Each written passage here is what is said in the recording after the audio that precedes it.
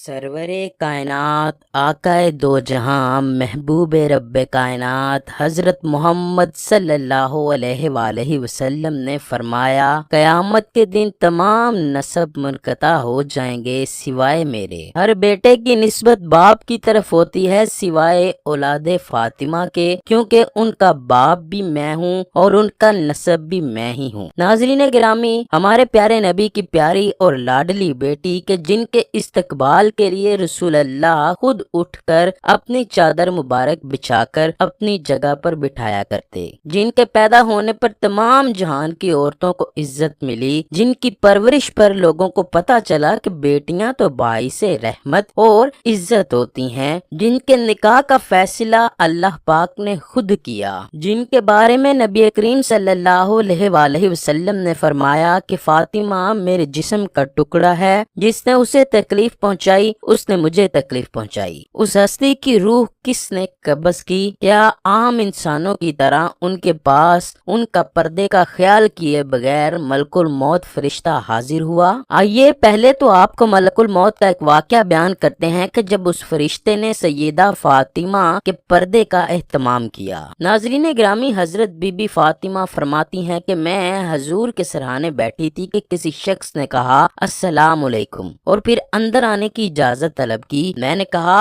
اے اللہ کے بندے، اللہ تمہیں بیمار پرسی کی جزائے خیر دے، رسول اللہ کو آرام کرنے دو، آپ عبادت میں مشغول ہیں۔ آنے والے نے بلند آواز سے کہا مجھے اندر آنے کی اجازت دے دیں۔ اسی اثنا میں حضور کی آنکھیں کھلیں تو حضور نے حضرت فاطمہ سے فرمایا تمہیں پتا ہے کہ تم کس سے باتیں کر رہی ہو؟ میں نے کہا نہیں۔ حضور نے فرمایا وہ ملک الموت ہیں، انہیں اندر آنے دو اور خود پردے میں چلی جائیں۔ پیارے دوستوں، نبی کی لاڈلی بیٹی شرم و حیا کی پیکر کی طرف جب ملک الموت روانہ ہوئے تو اس واقعے کی تفسیر روح البیاں میں بیان کی گئی ہے۔ آپ ایسی پردہ دار تھے کہ کبھی کسی غیر محرم نے آپ کا چہرہ تک نہ دیکھا تھا۔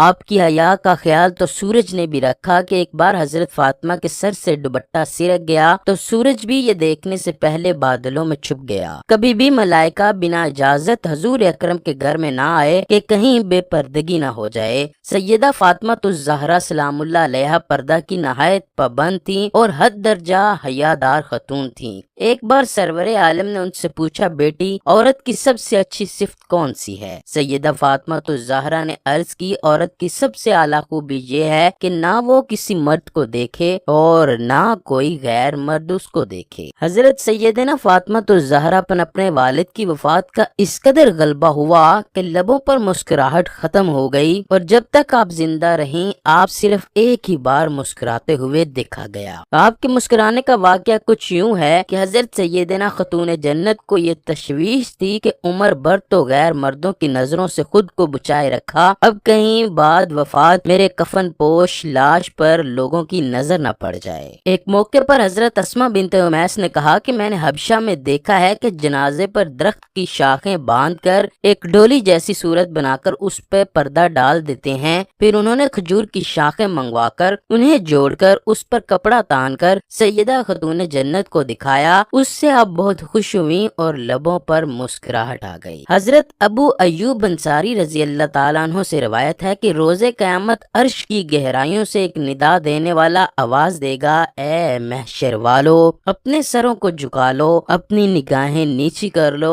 تاکہ فاطمہ بنت محمد پل صراط سے گزر جائیں۔ بس آپ گزر جائیں گی اور آپ کے ساتھ حورین میں سے چمکتی بجلیوں کی طرح 70,000 خادمائیں ہوں گی۔ حضرت عبداللہ بن عباس فرماتے ہیں کہ جب یہ آیت کہ جب اللہ کی مدد فتح عام پہنچے نازل ہوئی تو حضور اکرم نے سیدہ فاطمہ الزہرا کو بلایا اور فرمایا میری وفات کی خبر آ گئی ہے، جس سے وہ رو پڑی۔ رسول اللہ نے فرمایا مت رو، بے شک تم میرے گھر والوں میں سب سے پہلے مجھ سے آ ملو گی۔ تو وہ ہنس پڑی۔ اس بات کو آپ صلی اللہ علیہ وآلہ وسلم کی بعض ازواج نے بھی دیکھا۔ انہوں نے کہا فاطمہ کیا ماجرا ہے؟ ہم نے پہلے آپ کو روتے دیکھا اور پھر ہنستے ہوئے دیکھا۔ آپ نے جواب دیا حضور علیہ الصلوۃ والسلام نے مجھ سے فرمایا کہ میری وفات کا وقت آن پہنچا ہے۔ اس پر میں رو پڑی اور پھر پھر آپ نے فرمایا مت رونا، تم میرے خاندان میں سب سے پہلے مجھ سے ملو گی، تو جس سے میں ہنس پڑی۔ حضرت ام سلمہ روایت کرتی ہیں کہ حضرت علی کسی کام سے باہر گئے تھے کہ سیدہ کائنات نے کہا اے اماں میرے غسل کے لیے پانی لائیں۔ میں پانی لائی، آپ نے جہاں تک ہوا میں نے دیکھا کہ بہترین غسل کیا۔ پھر بولی اماں جی مجھے نیا لباس دیں۔ میں نے ایسا ہی کیا، آپ قبلہ رخ ہو کر لیٹ گئیں، ہاتھ رخسارے مبارک کے نیچے کر لیے اور پھر فرمایا اماں جی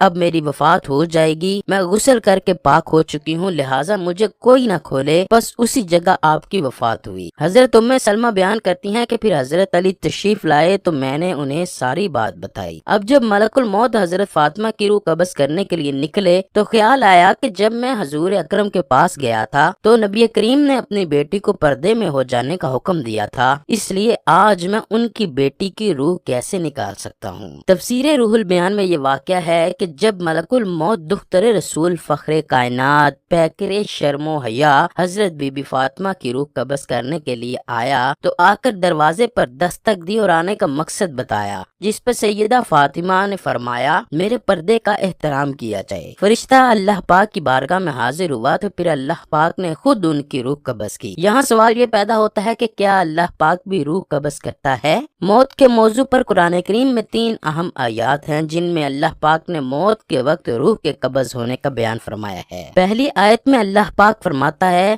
جب تم سے کسی کی موت آتی ہے تو ہمارے فرشتے جو جان نکالنے پر مقرر ہیں وہ روح قبض کر لیتے ہیں۔ اس کے بعد ایک اور آیت میں اسی طرح فرمایا آپ فرماؤ کہ ملک الموت روحیں قبض کرتا ہے جو اس پر مقرر ہے۔ اس کے بعد اللہ پاک سورہ زمر میں یوں فرماتا ہے اللہ ہی موت کے وقت روح قبض کرتا ہے۔ پہلی آیت میں اللہ پاک فرماتا ہے کہ روح قبض کرنے پر بہت سے فرشتے مقرر ہیں۔ دوسری آیت میں بتاتا ہے کہ ملک الموت روح قبض کرنے آتا ہے، جبکہ تیسری آیت میں اللہ پاک خود فرماتا ہے کہ میں خود روح قبض کرتا ہوں۔ اس مسئلے کے حل کے لیے کہ کون روح قبض کرتا ہے، تفسیر ساوی میں امام احمد ساوی لکھتے ہیں کہ ان تینوں آیتوں میں کوئی منافات نہیں، کیونکہ اسرائیل کی سربراہی میں ان کے ساتھی فرشتے مرنے والوں کے پورے جسم سے روح سمیٹ کر حلق تک پہنچا دیتے ہیں، پھر حضرت اسرائیل علیہ السلام روح کو حلق سے اپنے قبضے میں کر لیتے ہیں، اس لیے انہیں روح قبض کرنے والا کہا جاتا ہے، اور اللہ تعالیٰ کی طرح روح قبض کرنے کی نسبت حقیقی ہے کیونکہ وہی حقیقت میں وفات دینے والا ہے، اور جب حقیقی موت دینے والا اللہ ہے اسی بنا پر تفسیر ساوی تفسیر روح البیان اور اعلام میں اس بات کی صراحت موجود ہے کہ دختر رسول حضرت سیدہ فاطمہ کی روح اللہ پاک نے قبض کی۔